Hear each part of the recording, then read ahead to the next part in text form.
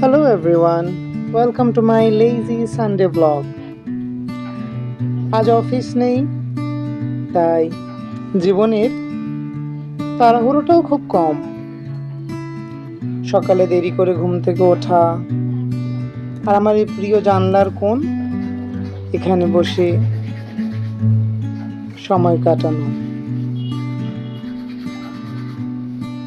যদিও কিছু কাজ নেই, তবুও মা বলল তাড়াতাড়ি করে ফ্রেশ হয়ে নিতে, কারণ আমি দেরি করে উঠায় আমাদের বাড়ির ঠাকুরও অনেকক্ষণ না খেয়ে আছে।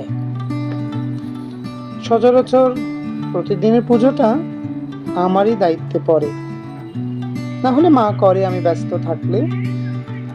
যাই হোক, অবশেষে পুজো করে আমার দিদির মেয়ে, ওকে একটু পড়াতে বসালাম।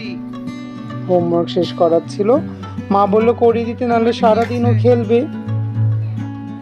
যাই হোক, রবিবার জীবন জীবনের মতোই কাটবে।